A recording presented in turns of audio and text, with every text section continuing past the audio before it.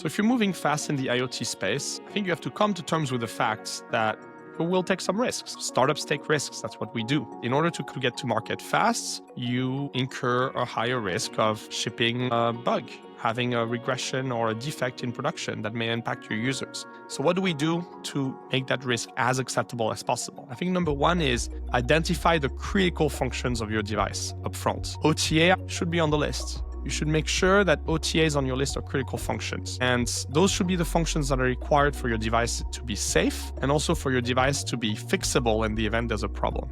And those critical features you cannot accelerate testing of. You have to test them extensively.